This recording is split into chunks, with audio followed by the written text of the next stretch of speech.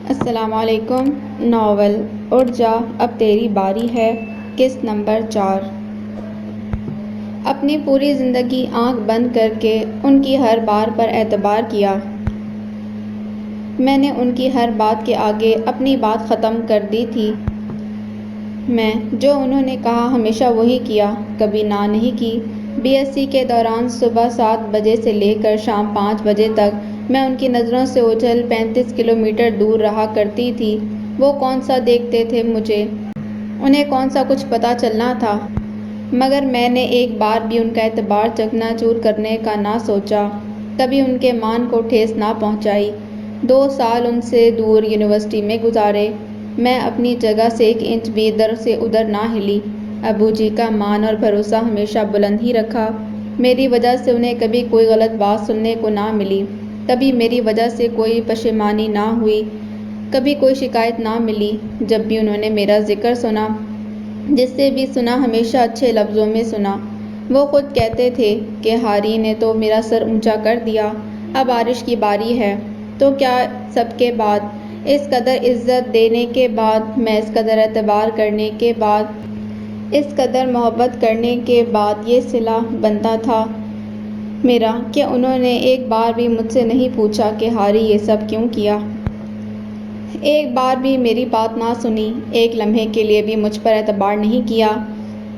حمزہ تو پرایا تھا، غیر تھا، اس سے تو ابھی کوئی رشتہ بھی نہیں بنا تھا، سو اس سے کوئی گلہ بھی نہیں تھا، مگر میرے ابو جی، میری اماں، عارش، یہ تو میرے اپنے تھے، میرے صاحباں تھے، میری عمر بھر کا سرمایہ تھے۔ ایک بار مجھ پر اعتبار تو کرتے، ایک بار تو پوچھتے کہ ہاری یہ سب کیوں کیا؟ پر نہیں پوچھا، کچھ نہیں پوچھا، کچھ نہیں سنا، صرف اپنی ہی سناتے چلے گئے۔ زندگی میں پہلی بار مجھ پر ہاتھ اٹھایا اور لہو لہان کر دیا، نیل و نیل کر دیا۔ میری اپنی ماں میرا گلا دبانے کے در پر ہو گئیں۔ کیوں ہوتا ہے ایسے؟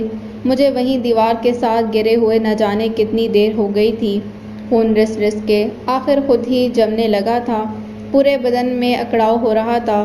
ابو جی نے آنے والے مہمان سے یہی کہا کہ میں ان کی بیٹی تھی ہی نہیں، کہیں کسی سڑک کے کنارے سے اٹھایا تھا انہوں نے مجھے، نہ جانے کس کا خون تھی، جس نے اوقات دکھا دی تھی۔ عمیر کو کیا فرق پڑا؟ ذرا بھر بھی نہیں، مگر میں لمحوں میں تباہ ہو گئی تھی۔ نہ جانے رات کے کس پہر عارش نے آ کر مجھے ہلایا تھا۔ ہاری اٹھ، سر عمیر آئے ہیں۔ میں بمشکل دیوار کا سہارا لے کر اٹھی۔ اب یہ کیوں آیا ہے؟ یہی سوچتے میں ڈرائنگ روم میں داخل ہوئی۔ عمیر میرا حشر دیکھ کر ہولے سے مسکرایا تھا، میں بس اسے دیکھ کر رہ گئی۔ انکل جی، آپ جانتے ہیں کہ کوئی اور ہوتا تو کسی صورت یہاں نہیں آتا، لیکن آپ کی عزت یوں نیلام ہونے سے مجھے کوئی خاص فائدہ نہیں ہونے والا۔ میرے معافی مانگنے سے بھی کچھ نہیں ہوگا، کیونکہ میں نے اسے نہیں بلایا تھا، یہ خود چل کر آئی تھی۔ میں نے تڑپ کے ایک دم عمیر کی بات کاٹی۔ خدا کا خوف کرو، تم نے مجھے عارش کا نام لے کر بلیک میل کر کے زبردستی۔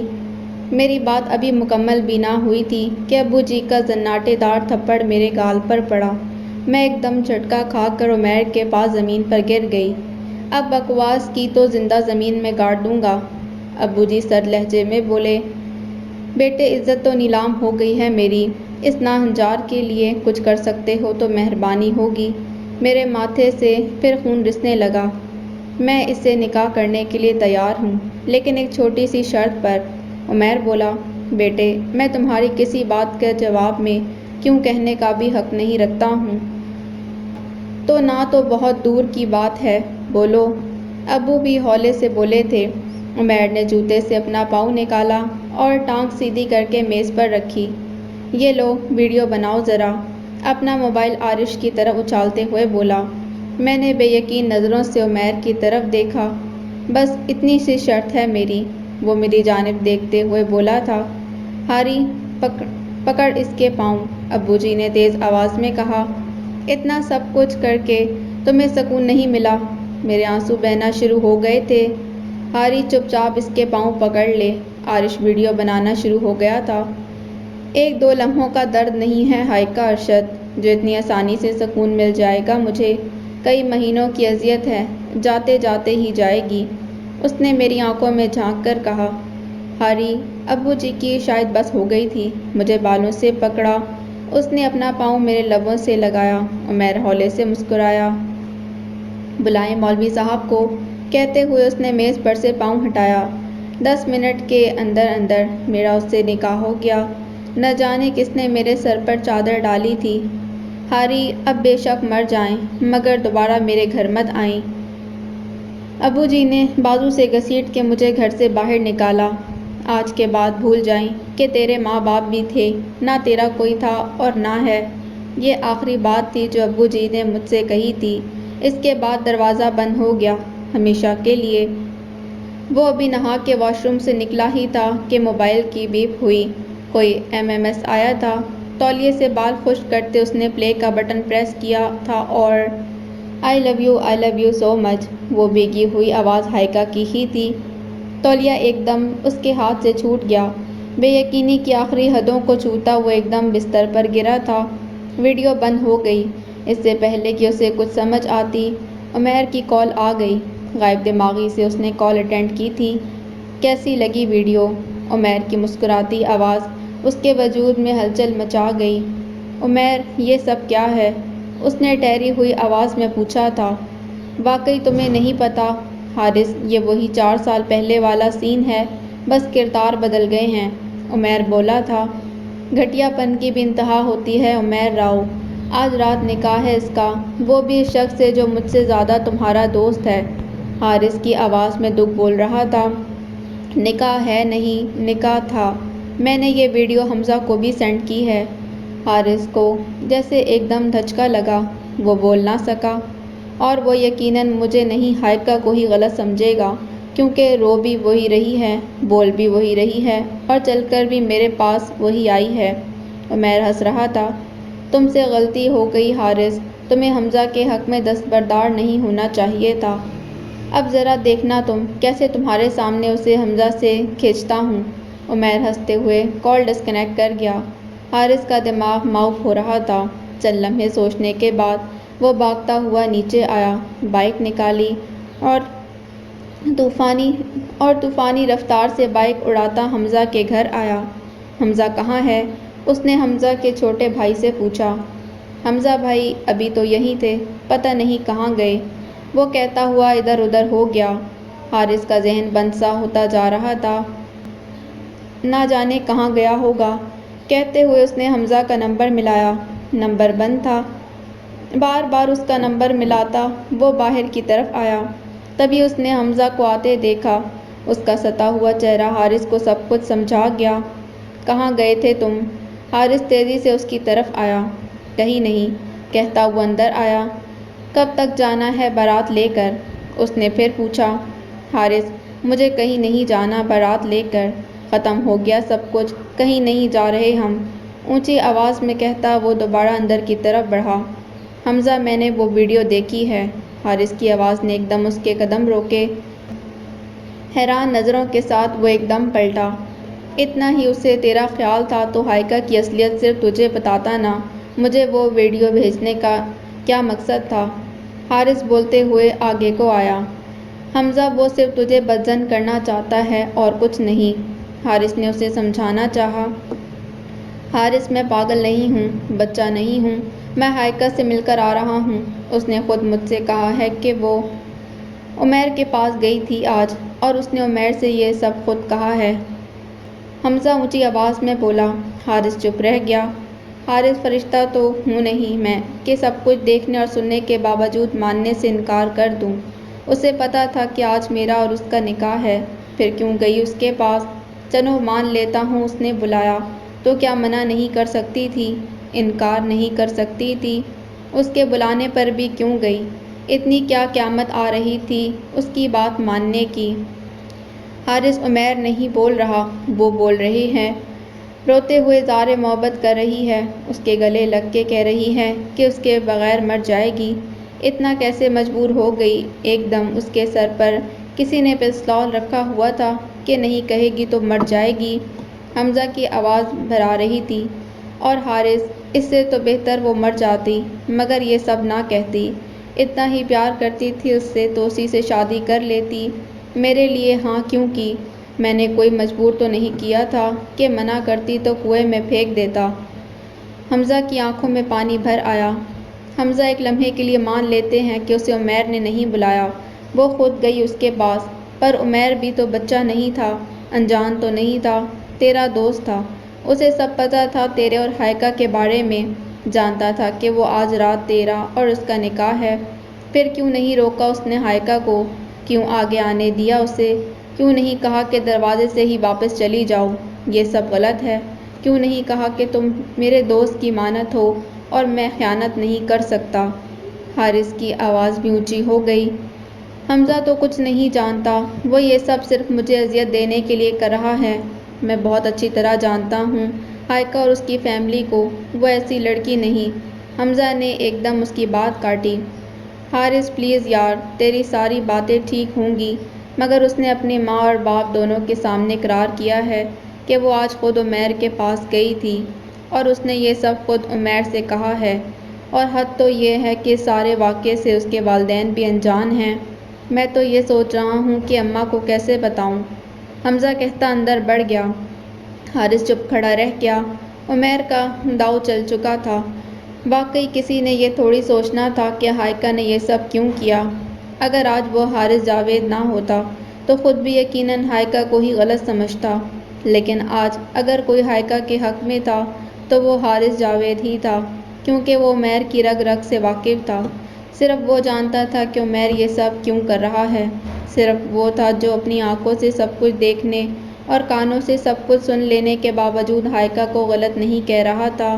کیوں؟ کیونکہ وہ ہائیکا سے بہت محبت کرتا تھا، یا پھر عمیر سے بہت نفرت کرتا تھا۔ حمزہ نے شاید اندر بارات لے جانے سے منع کر دیا تھا، تبھی ایک دم سناٹا ہو گیا۔ حارث ہولے سے چلتا باہر آ گیا۔ عمیر صرف مجھے جھکانے کے لیے یہ سب کر رہا ہے، اس نے سوچا۔ صرف مجھ سے بدلہ لینے کے لیے وہ ہائیکا کو اذیت دے رہا ہے، تکلیف دے رہا ہے۔ وہ چلتے چلتے ایک دم رکا۔ کیا فائدہ میری اس محبت کا جو ہائیکا کو خوشی نہ دے سکے، جو اس کی آنکھوں میں آنسو لانے کا سبب بنے، جو اسے رسوا کر دے؟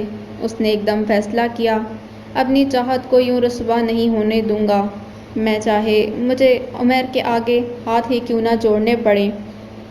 سوچتے ہوئے اس نے بائک نکالی اور رخ عمیر کے گھر کی طرف موڑ دیا۔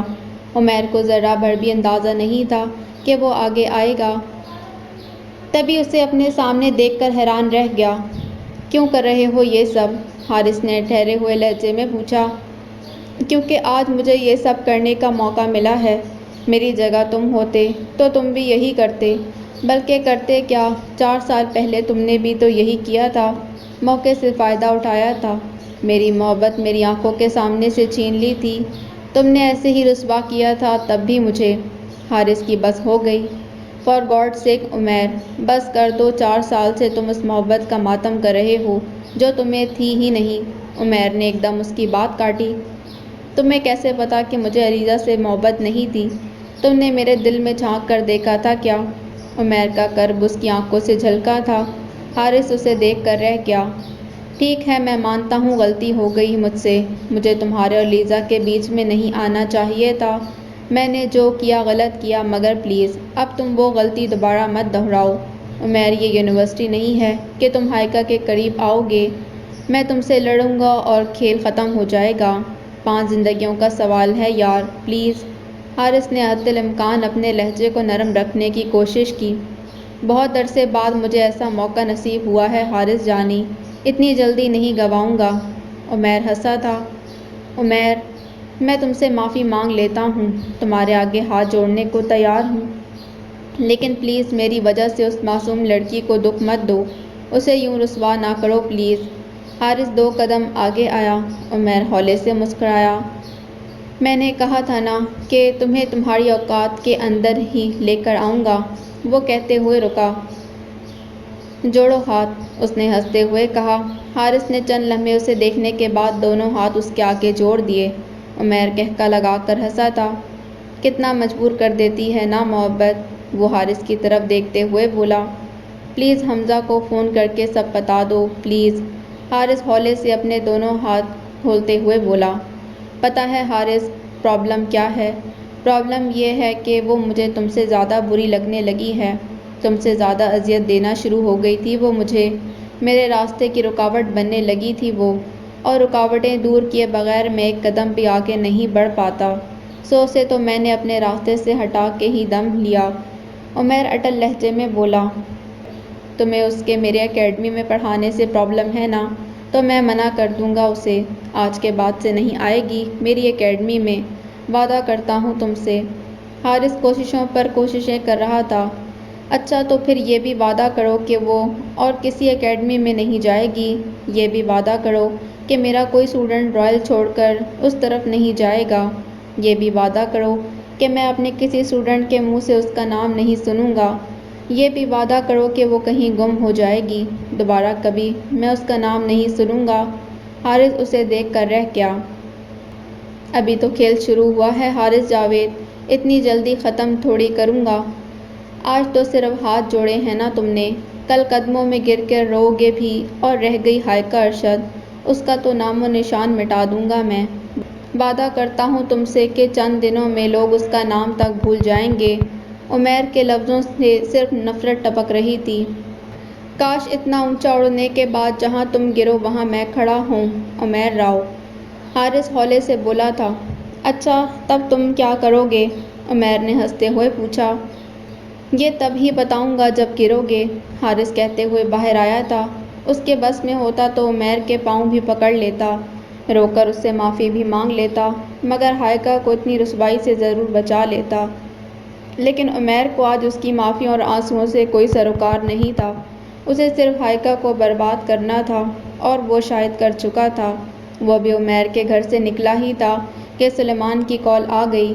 حارث کہاں ہے تو؟ سلیمان پریشانی سے بولا۔ کیوں کیا ہوا ہے؟ اس نے ایک دم پوچھا۔ میں ابھی تھوڑی دیر پہلے ہال گیا تھا، لیکن وہاں تو کچھ اور ہی ہو گیا یار، ہائیکا کے والد نے سب کو کہہ دیا کہ بارات نہیں آئے گی۔ حارث نے اس کی بات کاٹی۔ سلیمان تم مجھے اس اکیڈمی میں آ کے مل یار، سب بتاتا ہوں تجھے۔ حارث نے اسے کہہ کر بائک کا رخ اکیڈمی کی طرف کیا۔ ماجرا کیا ہے یار؟ اس نے آتے ہی پوچھا تھا۔ حارث نے اسے مختصر سب کہہ سنایا۔ وٹ؟ تو عمیر کے آگے ہاتھ جوڑ کر آیا ہے؟ ساری گفتگو میں سلیمان کو یہی ایک بات ہضم نہ ہو رہی تھی۔ ہاں مگر کاش میرے ہاتھ جوڑنے کا کوئی فائدہ ہوتا، حارث بے بسی سے بولا۔ اب کیا ہوگا حارث؟ سلیمان پریشانی سے بولا۔ حارث نے کندھے اچکائے۔ عمیر سے اتنے گھٹیا پن کی امید نہیں تھی مجھے، حارث نے ہولے سے کہا۔ سلیمان ایک دم چونکا۔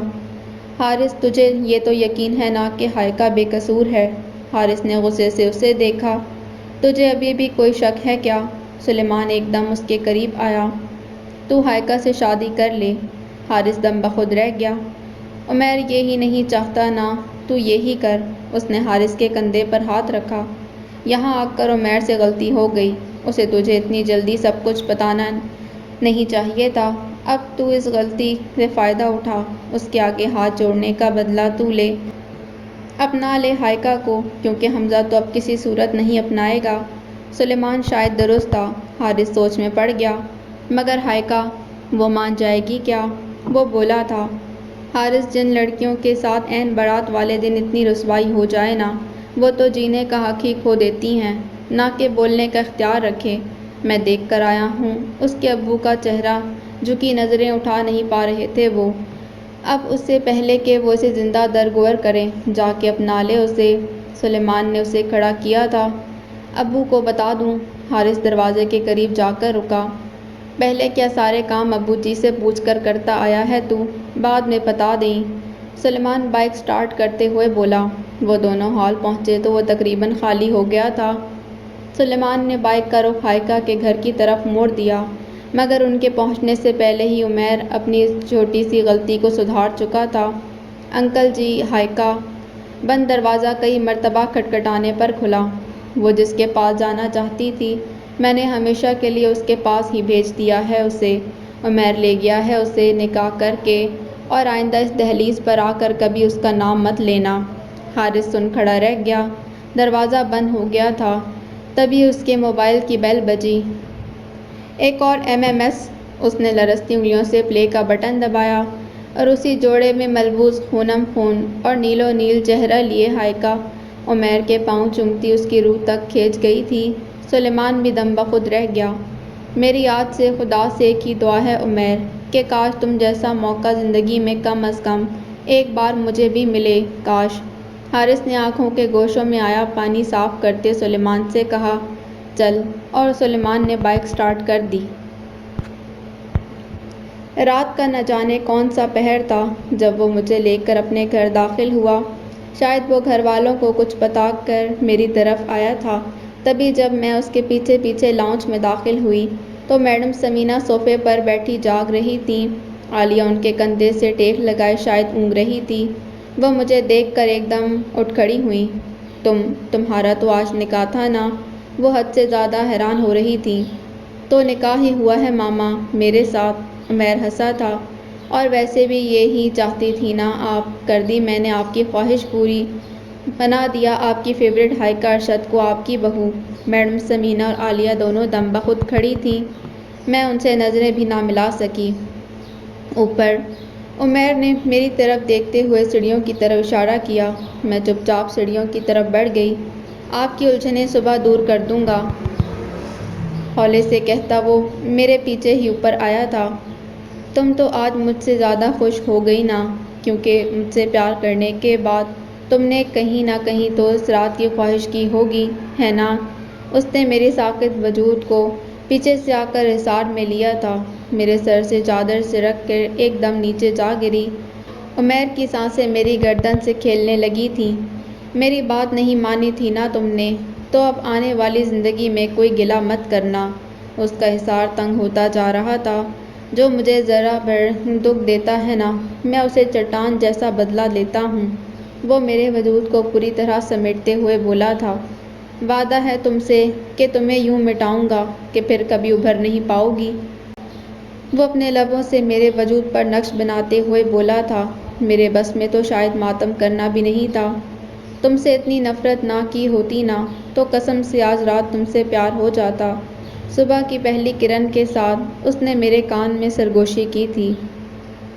نئے سورج کے ساتھ ہی شاید میری زندگی کا ایک نیا دور شروع ہوا تھا، دھتکارا ہوا، پھٹکارا ہوا، جس کی شروعات ہی عمیر کے تھپڑ سے ہوئی۔ عمیر کے نزدیک میری اوقات ایک ملازمہ کے برابر بھی نہیں تھی۔ جب جی چاہتا لفظوں سے لہو لہان کر دیتا اور جب جی چاہتا ہاتھوں سے لہو لہان کر دیتا۔ اس کی اجازت کے بغیر مجھے بولنے کی اجازت بھی نہیں تھی۔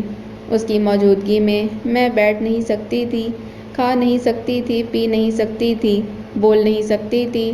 ابو جی کے ہاتھوں نے اس رات میرے چہرے اور بدن پر جو نیل اور زخموں کے نشان چھوڑے، عمیر کے ہاتھوں نے انہیں کبھی منمل نہ ہونے دیا۔ میں اس کے ہر نفس کی تسکین تھی، ہر دکھ کا ازالہ تھی، ہر زخم کا مرہم تھی، ہر اذیت کا بدلہ تھی۔ میڈم سمینا چند دن تو سمجھ ہی نہ پائیں کہ آخر ہوا کیا تھا۔ پھر جیسے جیسے انہیں لوگوں سے خبریں ملتی گئیں، مجھ سے بدظن ہوتی گئیں۔ عالیہ نے بھی سیدھے منہ بات نہ کی۔ اس دن وہ صوفے پر بیٹھی اخبار پڑھ رہی تھیں۔ میں ان کے پاس ہی نیچے بیٹھ کر سبزی چھیلنے لگی۔ میرے آتے ہی عمیر نے ہر ملازمہ کی چھٹی کروا دی تھی۔ انہوں نے اخبار سے نظر ہٹا کر مجھے دیکھا۔ عمیر نے رات کھل کے اپنے دکھوں کا بدلہ لیا تھا۔ میرے چہرے اور بازوؤں پر جا بجا زخموں کے نشان تھے۔ وہ چند لمحے میری طرف دیکھتی رہیں، پھر بولی، ہائیکا، میں آسانی سے لوگوں سے امپریس نہیں ہوا کرتی، لیکن تم سے چند دنوں میں ہی ہو گئی تھی۔ میں چپ چاپ سنتی رہی۔ اکثر میں عالیہ سے کہا کرتی تھی کہ لڑکی ہو تو تم جیسی، ذہین، با اخلاق، مضبوط۔ انہوں نے اخبار ایک طرف رکھ دیا۔ مجھے اب بھی یقین نہیں ہوتا کہ تم جیسی لڑکی اس قدر گر گئی۔ سب کچھ کیسے بھول گئی تم چند لمحوں میں ہائیکا؟ انہوں نے پوچھ ہی لیا۔ میں ہولے سے ہنسی۔ میڈم، میں کچھ نہ بھولی تھی، سب یاد تھا مجھے۔ میں نے جتنی جلدی عمیر سے پیار کیا تھا، اتنی جلدی اسے بھلا بھی دیا۔ لیکن شاید یہی میری غلطی تھی، شاید اسی کی سزا ملی مجھے۔ میں گھر پر تھی جب مجھے عمیر کا فون آیا۔ وہ مجھے آنے کو کہہ رہا تھا اور جب میں نے منع کیا تو میں نے آنسوؤں کے ساتھ انہیں سب بتا دیا۔ میڈم، مجھے پتہ ہے آپ یقین نہیں کریں گی، کیونکہ واقعی یہ یقین کرنے والی بات ہی نہیں ہے۔ آپ بے شک مجھے اپنے دل میں کوئی اونچا مقام نہ دیں، لیکن اپنی نظروں سے پاتال میں بھی مت گرائیں پلیز۔ میں نے دونوں ہاتھوں سے بے دردی سے آنکھوں کو رگڑا۔ وہ چند لمحے مجھے دیکھتی رہیں، پھر ٹھنڈی سانس بھرتے ہوئے بولی، اللہ تم پر رحم کرے۔ 15 اگست سے اسکول اوپن ہو رہے تھے، اکیڈمی جانا، وہ بھی حارث جاوید کی، وہ بھی فزکس پڑھانے کے لیے خواب و خیال ہی ہو چکا تھا۔ میں ایک مرتبہ عمیر کے سامنے اس کا ذکر کرنے کی غلطی کر بھی چکی تھی اور اس نے مجھے روئی کی طرح دھنک کر رکھ دیا تھا۔ اس دن بھی میں کچن میں کھڑی یہی سوچ رہی تھی کہ اس سے کیسے بات کروں۔ ہائیکا بات سنو، عمیر نے مجھے لاؤنج سے آواز دی تھی۔ میں تیزی سے باہر آئی۔ میڈم ثمینہ اپنے کمرے میں تھی اور عالیہ صوفے پر بیٹھی کوئی کام کر رہی تھی۔ میں چپ چاپ اس کے پاس جا کر کھڑی ہو گئی۔ ایک نظر میری طرف دیکھتے اس نے کاغذ اور پین میز پر پھینکا تھا۔ یہ کیا ہے؟ حالانکہ اسے میرا زیادہ بولنا پسند نہیں تھا، پھر بھی میں نے ڈرتے ہوئے پوچھ لیا، تمہارا ریزائن لیٹر ہے، آج سے اسکول ختم۔ عمیر کی بات نے مجھے ہلا کر رکھ دیا۔ عالیہ بھی حیرانی سے مجھے دیکھنے لگی۔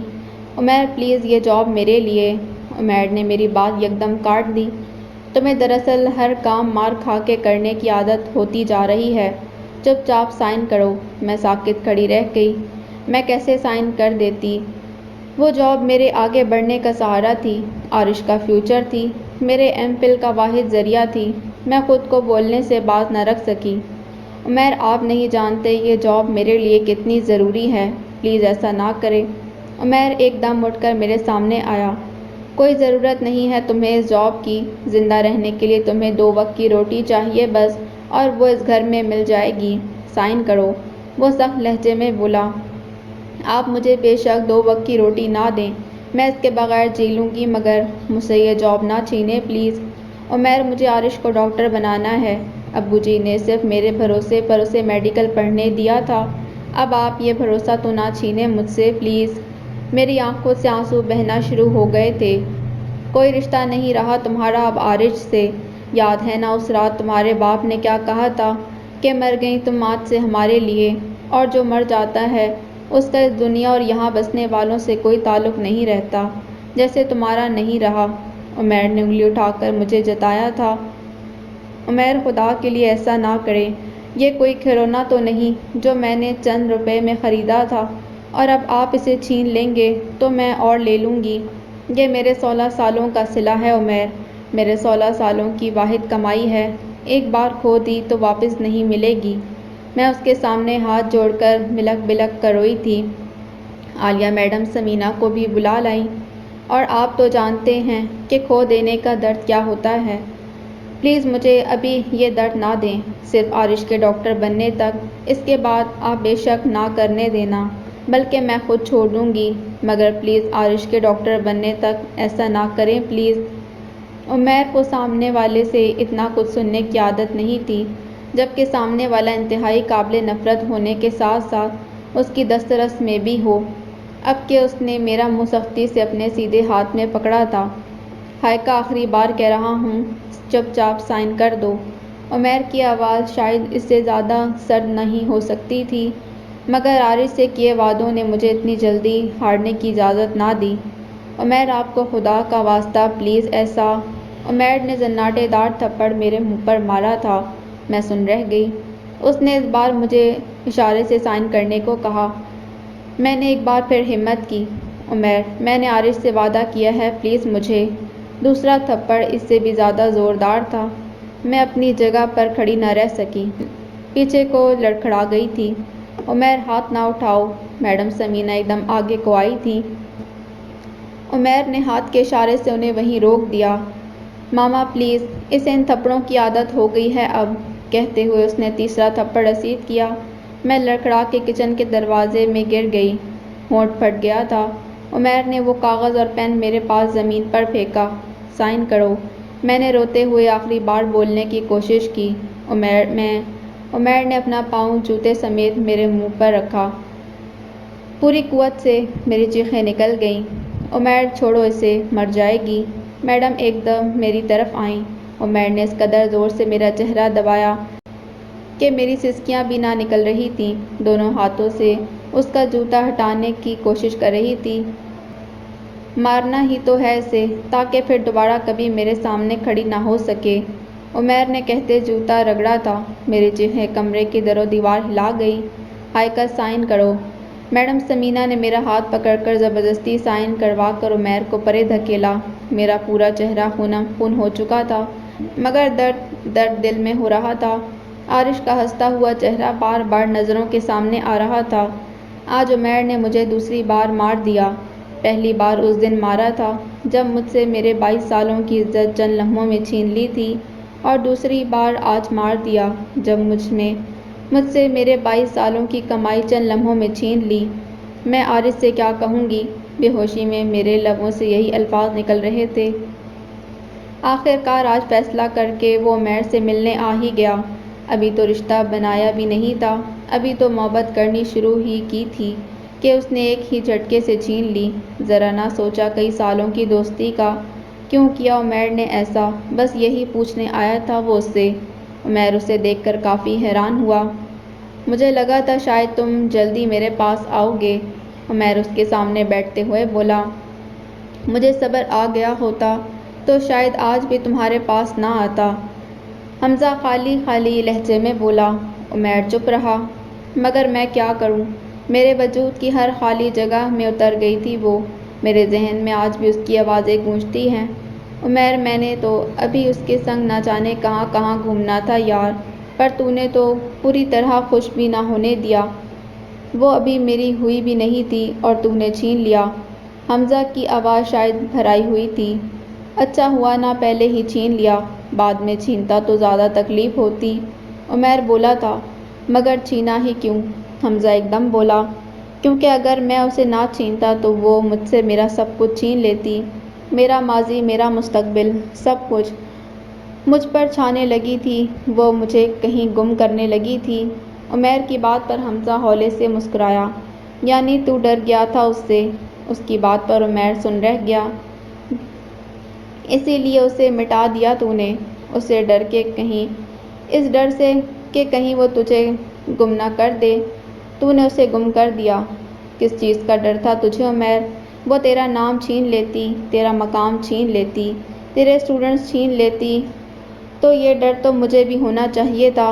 میرا بھی ایک نام تھا، میری بھی اپنی اکیڈمی تھی، میرے اسٹوڈنٹس بھی اس کے پاس جانے لگے تھے، پر میں تو نہیں ڈرا عمیر، مجھے تو نفرت نہیں ہوئی اس سے۔ عمیر چپ تھا۔ کیونکہ میری فطرت الگ ہے، تیرے جیسی نہیں، اپنی منوانے والی، اونچا اڑنے والی، دوسروں کو ہمیشہ نیچا دکھانے والی۔ لیکن عمیر آخر کب تک خود کو منوانے کے لیے دوسروں کو مٹاتا رہے گا؟ دوسروں کو خود سے چھوٹا دیکھنے کے لیے کتنا اونچا اڑے گا؟ آج ہائیکا کھڑی ہوئی تھی تیرے آگے، کل کوئی اور کھڑا ہو جائے گا، پرسوں کوئی اور، کس کو مٹائے گا؟ عمیر نے حمزہ کی آنکھوں میں جھانکا تھا۔ ہر اس شخص کو جو میرے راستے کی رکاوٹ بنے گا، وہ ٹھنڈے لہجے میں بولا۔ کیونکہ میری فطرت الگ ہے حمزہ، اپنی منوانے والی، بہت اونچا اڑنے والی۔ حمزہ اسے دیکھ کر رہ گیا۔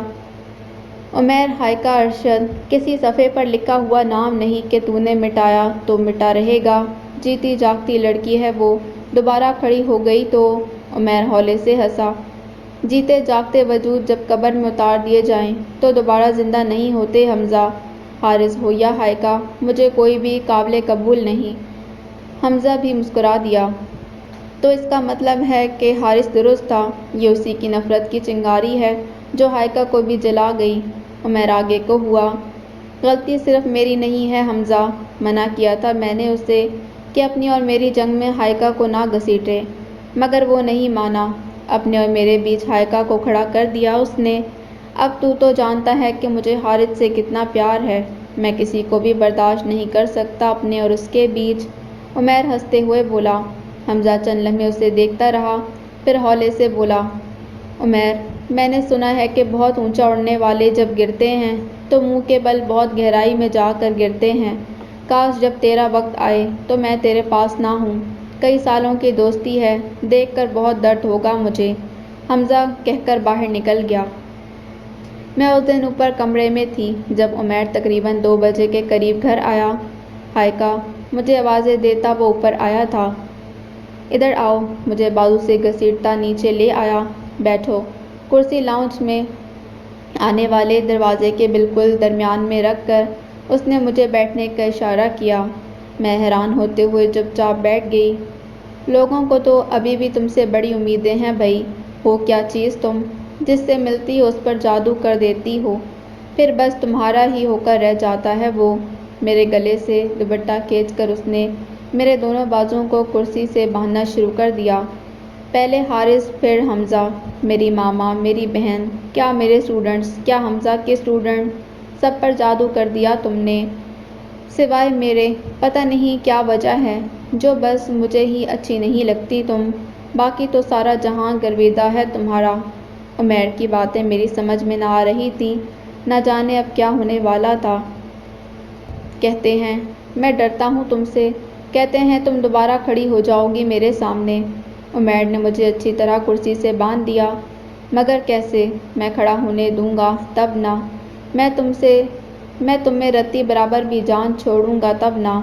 کہتے ہوئے اس نے عالیہ کو سمینا راؤ کے کمرے میں دھکیلتے باہر سے دروازہ بند کیا تھا۔ مجھے ایک دم خوف آیا۔ یہی ہے نا تمہارا غرور، تمہاری طاقت، اسی پر ناز ہے نا تمہیں؟ کہتے ہوئے اس نے میرے سارے اکیڈمک ڈاکومنٹس میرے سامنے سیڑھیوں پر پھینکے تھے۔ میری سانسیں تھم گئیں۔ عمیر کیا کرنے لگا تھا؟ Matric first division 86%۔ وہ میرے سامنے سیڑھیوں پر بیٹھا تھا، ہنستے ہوئے میرے ڈاکومنٹس دیکھ رہا تھا۔ F S C first division 84%۔ میرے ہاتھ پاؤں کانپنے لگے، آنکھوں میں مرچیں بھرنے لگیں۔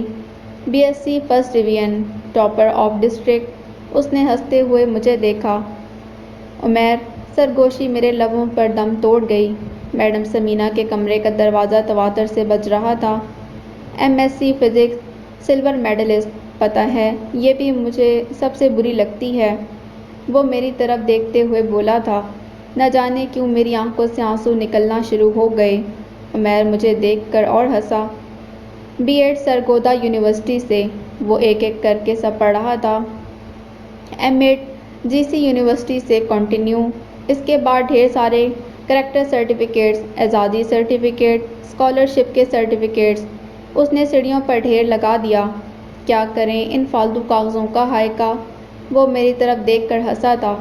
عمیر کیا کرنے لگے ہو؟ میری آواز میرے لبوں پر ہی خاموش ہو گئی۔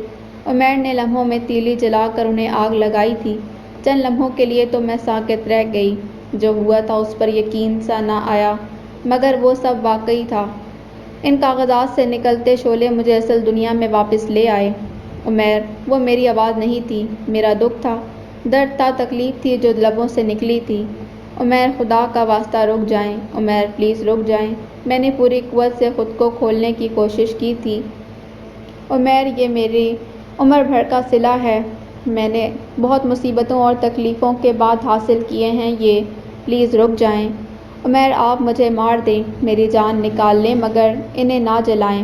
میں پاگلوں کی طرح روتے ہوئے خود کو کھولنے کی کوشش کر رہی تھی۔ عمیر مسلسل ہنس رہا تھا۔ میڈم سمینا کے کمرے کا دروازہ ٹوٹنے والا ہو گیا۔ عمیر، میں مر جاؤں گی ان کے بغیر، مجھے اپنے خون سے زیادہ عزیز ہیں یہ۔ مجھ سے بولنا دوبر ہو رہا تھا۔ میرے 22 سالوں کا صلہ میرے سامنے جل کر راکھ ہو رہا تھا اور میں چپ تھی، بے بس تھی، مجبور تھی۔ میرا دل شاید کب کا دھڑکنا بند ہو گیا تھا۔ زور زور سے ہلنے کی وجہ سے کرسی آگے کو گر گئی۔ میرا منہ پوری قوت سے زمین پر لگا تھا، ہاتھ ابھی بھی کرسی کی پشت سے ہی بندھے ہوئے تھے۔ میں نے زمین پر ہی گھسیٹنے کی کوشش کرنا شروع کر دی۔ عمیر، رک جاؤ، خدا کا واسطہ۔ عمیر، میرے ساتھ جو مرضی سلوک کرو، خدا کا واسطہ۔ عمیر، میرے ساتھ جو مرضی سلوک کرو، میری کھال ادھیڑ دو، مجھے زندہ درگور کر دو مگر خدا کا واسطہ ایسے مت کرو۔ میرے ماتھے اور ہونٹ سے خون رسنے لگا تھا۔ میڈم سمینا کے کمرے کا دروازہ ایک دم کھلا۔ سامنے کا منظر دیکھ کر وہ چند لمحے کے لیے دم بخود رہ گئیں، پھر عالیہ نے تیزی سے آ کر میرے ہاتھ پاؤں کھولے تھے۔ عمیر، خدا کا خوف کرو۔ میڈم سمینا جیسے بے بس ہو گئیں۔ میں پاگلوں کی طرح اپنے ڈاکومنٹس کی طرف بھاگی تھی جو تقریباً جل کر راکھ ہو چکے تھے۔ ماتھے سے ٹپکتے خون کی پرواہ کیے بغیر، سلگتی ہوئی راکھ کی پرواہ کیے بغیر میں نے اس میں ہاتھ مارے تھے۔ میرے ہاتھوں کی کھال جلنے لگی۔ ہاری، چھوڑ دے، کچھ نہیں بچا۔ عالیہ نے مجھے پیچھے ہٹایا تھا مگر مجھے ہی یقین نہ آ رہا تھا کہ وہ راکھ نہیں تھی، وہ میرے 22 سال تھے جو لمحوں میں ختم ہو گئے، وہ میری محنت کا صلہ تھا جو چند لمحوں میں راکھ ہو گیا تھا۔ چہرے سے خون صاف کرتے میں نے راکھ میں ہاتھ مارتے ہوئے چند اجلے ٹکڑے ڈھونڈ لیے۔ نہ جانے کس صنعت کے کون سے حصے تھے۔ میں نے پھونک مار مار کر انہیں ٹھنڈا کیا۔ مجھے اس لمحے کچھ بھی یاد نہ تھا۔